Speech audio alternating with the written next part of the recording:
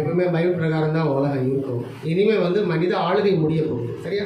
மனித ஆளுகை முடிந்து தேவனுடைய ஆளுகை இந்த பூமிக்கு வரணும். அப்படின்னா இது ஒரு யுகம், அது ஒரு யுகம். இப்போ புதிய ஏற்பாடு என்கிற அந்த யுகத்தில் உலகம் இருக்கிறது. இதை பாருங்க, கர்த்தர் ஜலப்பிரளயத்துக்கு அப்புறம் கர்த்தர் ஆபிரகாமில் அந்த யுகத்தை ஆரம்பித்தார். ஆபிரகாமில் தான் அவருடைய அத்தியாயம் வந்து போகுது.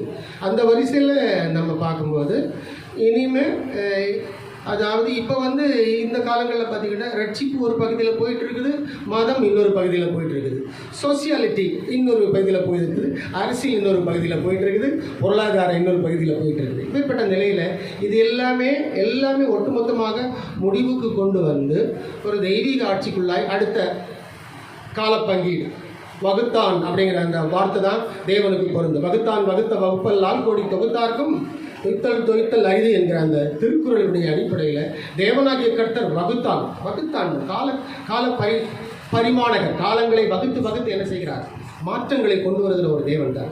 அந்த வரிசையில் நீங்கள் பார்த்தீங்கன்னா ஆபிரகாமிலிருந்து இன்னைக்கு கேட்ட நல்ல செய்தி, ஆபிரகாமிலிருந்து கர்த்தர் தம்முடைய அத்தியாயத்தை ஆரம்பித்தாரா, அது இஸ்ரேலில் மையம் கொண்டிருக்கிறது. இஸ்ரேல் தேசத்தில் இன்றைக்கி மையம் கொண்டிருக்குது. இஸ்ரேலில் நேற்றுக்கு அதாவது இந்த வாரம் ஃபுல்லாக நீங்கள் பார்த்தீங்கன்னா இஸ்ரேலில் பெரிய ஒரு ஃபயர், இல்லை ஒரு 3 நாளாக நல்லா பற்றி இருக்குது. பக்கத்தில் இருக்க அரபு நாடுகளெல்லாம் என்ன நினச்சாங்க, யாருமே உதவிக்கெல்லாம் வரல, அவங்க உதவியும் கேட்கல. இருந்தாலும் நேற்றுக்கெல்லாம் அது என்ன பண்ணிட்டாங்க, அதை வந்து அணைச்சிட்டாங்க. பெரிய கிட்டத்தட்ட ஒரு 5000 ஏக்கர் இடம் ஏரியா வந்து எரிஞ்சு சாம்பலானது. ஜெருசலேம் வந்தது நீங்கள் பார்த்தீங்கன்னா இது முக்கியமான ஒரு பகுதி.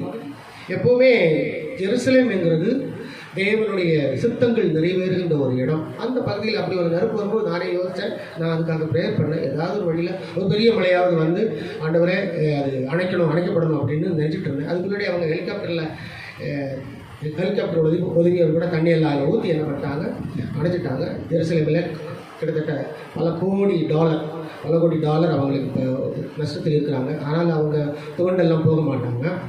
ஸோ இது ஒரு பகுதி. இது ஜெருசலேமில் இந்த நாளில் நாம் பார்க்கக்கூடிய ஒரு பெரிய ஒரு பாதிப்பு என்று சொல்லலாம். 2வது பகுதியாக உலகத்தில் இப்போ ட்ரம்புக்கும் ஈரானுக்கும் கிட்டத்தட்ட 2 சுற்று பேச்சுவார்த்தைகள் நடந்தது. அணு ஆயுதம் தயாரிக்கக்கூடாது அப்படின்னு சொல்லி இன்னும் எந்த விதமான பேச்சுவார்த்தைகளும் எட்டவில்லை. அப்படி எட்டாமல் போச்சுன்னா வருங்காலத்தில் நீங்கள் பார்த்தீங்கன்னா ட்ரம்புக்கும் ஈரானில் அயதுல்லா அலி காம்னேனி அவர்களுக்கும் ஈரானுக்கும் அல்லது அமெரிக்காவுக்கும் பெரிய யுத்தங்கள் நடக்க வாய்ப்பு இருக்கிறது. ஓகேயா? இது ஒரு அப்டேஷன். இதுவும் பைபிள் பிரகாரம் தான். அப்போ அமெரிக்கா வந்து ஈரானை தாக்குச்சுன்னா அமெரிக்காவுக்கு சப்போர்ட்டாக என்ன பண்ணும், இஸ்ரேல் வரும். ஈரானுக்கு சப்போர்ட்டாக ரஷ்யா வரும்பொழுது மற்ற நாடுகளெல்லாம் கடற்கடன்னு உள்ளுக்கு சேர்ந்து என்ன பண்ணுவாங்க, 2 அணிகளாக பிரிந்து யுத்தத்தில் நிற்பார்கள். ஒன்று மட்டும் சொல்கிறேன், யுத்தத்தினுடைய அப்டேட் குறைஞ்சிச்சான்னு பார்த்தீங்கன்னா லென்த்தன் அதனுடைய சீரியஸ்னஸ் குறைஞ்சிதான்னு பார்த்தீங்கன்னா குறையவே இல்லை. இப்போ நீங்கள் பார்த்தீங்கன்னா 2023 ரஷ்யாவுக்கும் உக்ரைனுக்கும், ரஷ்யா தான் ஆரம்பிச்சு விட்டுச்சு, ரஷ்யாவுக்கும் உக்ரைனுக்கும் நடந்துச்சு. அதுக்கப்புறம் ஹமாஸ் இஸ்ரேல், அது விரிவடைந்து சிரியா, லெபனான், ஹவுதீஸ், ஈரான் அப்படின்னு சொல்லி அது ரவுண்டிங்கில் கிடக்குது. மும்முனை போரில் அது போயிட்டு தான் இருக்குது. இது ஒரு பகுதி. இப்போ நீங்கள் பார்த்தீங்கன்னா நம்ம இந்தியாவுக்கு பாகிஸ்தானுக்கு அது கனெக்ட் ஆகிடுச்சா? இந்தியாவில் எப்படி அதெல்லாம் வராது அப்படின்லாம் பேசிட்டு இருக்காங்க. திடீர்னு ஒரு பிரச்சனை உருவாகி இப்போ இந்தியா பாகிஸ்தான் என்ன பண்ணுது, இப்போ மோதிக்கிட்டு இருக்கிறாங்க. இப்போ இனிமேல் செலவுகள் தான், அணு ஆயுதங்கள் தான் இனிமேல் வந்து செலவு பண்ணுது. ஆக யுத்தங்கள் இப்படியே வரிசையாக பரவுகிறதை நீங்கள் பார்க்கும்பொழுது யுத்தங்களின் செய்திகளையும் கேள்விப்படுகிறீர்கள். ஆனாலும் முடிவுடனே வராது என்கிற அந்த வார்த்தையை நாம் வந்து நினச்சிக்கணும். இந்த உலகம் எல்லாம் சேர்ந்து போராடி ஒரு பெரிய ஒரு யுத்தத்துக்குள்ளாடி குதிக்க போகிறாங்க. செஞ்சு வச்சுக்கிற எல்லா அணு ஆயுதங்களும், hypersonic, supersonic, Iron Dome, Iron Beam, mother of bomb, father of bomb, என்னென்ன இருக்கிறோம், ஹைட்ரஜன் நைட்ரஜன் பாம்ஸ், இது நிறைய இருக்குது. ஹைட்ரஜன் நைட்ரஜன்லாம் இன்னும் வெடிக்கலை, அதெல்லாம் செம்ம பவர்ஃபுல்.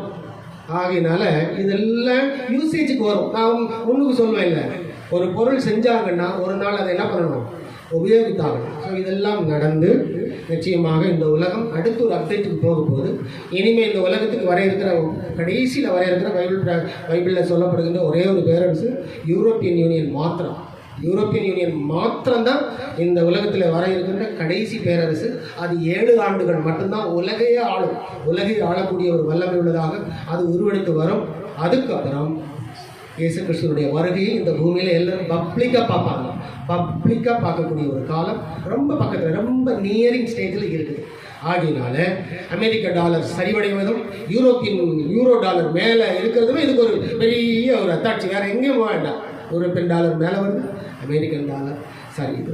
இன்றைக்கு நீங்கள் செய்தியில் கேட்டது போல இப்போ நடக்கிற யுத்தம் ஆபிரகாமுடைய பிள்ளைங்க 2 பேர் பார்த்தீங்களா? ஒன்று ஈசாக்கு, இன்னொன்று இஸ்மவேல். இஸ்மவேலர்கள் யாரு சொல்லுங்க? ஆபிரகாமை என்ன பண்ணுவாங்க? இஸ்மவேலர்கள் என்ன இப்ராஹிம்னு சொல்லுவாங்க. இப்போ இங்கே இருக்க அந்த மாதிரி தஞ்சாவூரில் இருக்க அரபியில் இருக்காங்க. இப்ராஹிம் யாருங்கன்னு கேட்டால் எங்கள் அப்பா விசுவாசத்து தான் அப்படின்னு சொல்லுவாங்க. அவ்வளோ மரியாதையை சொல்லுவாங்க. அதே ஆபிரகாமுடைய பிள்ளைக்கும், அதாவது இஸ்ரேலர்கள் யாரு? ஈசாக்குடைய வம்சம். சரியா? இஸ்ரேல் யாரு? ஈசாக்கு வம்சம். அரபியர்கள் யாரு? இஸ்மவேல் வம்சம். ஈசாக்கு, இஸ்மவேல், இவங்களுக்கு 2 தான். இந்த யுத்தம் கடைசியில் இவங்களுக்கு 2 விருப்பமாக மாறி இப்போ இருக்கிற அந்த டெம்பிள் மவுண்டன், அந்த டெம்பிள் மவுண்டன் வந்து யூதருடைய கைக்கு வரும். இப்போ டெம்பிள் மவுண்டனுடைய ஏரியாவில் 2 மாஸ்க் இருக்குது, 2 மசூதி இருக்குது. அல்லஸ்கா மாஸ்க், இன்னொன்று டோம் ஆஃப் தி ராக். இந்த 2மே மாற்றப்பட்டு யூதருடைய கைக்கு வரும் பாருங்க. 3ஆம் தேவாலயம் கரெக்டாக அங்கே வரும் பாருங்க. எங்கே தேவாலயம் ஆரம்பிச்சதோ அதே இடத்துல தேவாலயம் கட்டப்பட்டு முடிவுக்கு வரும். அடுத்த அத்தியாயத்துக்கு உலகம் போகும். பார்த்துக்கிட்டே இருங்க. இன்னும் வருகிற நாட்களில் அடுத்த அப்டேட்டுக்கு உங்களுக்கு நான் சொல்கிறேன். ஆகினாலே கிறிஸ்துவனுடைய 2ஆம் வருகை அவர் மிகவும் தெளிவாக உலகத்தில் தெரிகிறது. அதனால் பாவ மன்னிப்பு, நித்திய ஜீவன் என்கிற அந்த விஷயத்தில் நாம் கவனம் உள்ளவங்களாக இருப்போம். பாவ மன்னிப்பை பெற்றுக்கொள்ளாமல் நீங்கள் இறந்தீங்கன்னா நரகத்துக்கு போயிருந்தீங்க, யாரும் காப்பாற்ற முடியாது. பாவ மன்னிப்பு பெற்றுக்கொண்டு கர்த்தருடைய பிள்ளைகளாக இந்த பூமியில் வாழ்ந்தீங்கன்னா நித்திய ஜீவன் உண்டு, உயிர்த்தெழுதல் உண்டு. அடுத்த அத்தியாயத்தில் நீங்கள் வந்துடுவீங்க, அடுத்த பாட்டுக்கு வந்துடுவீங்க. ஸோ நாம் உண்மையுள்ளவர்களாக இந்த பூமியில் வாழ்வோம். அதற்கு நாம் முனைப்புள்ளவர்களாக செயல்படுவோம். God bless you all. Thank you.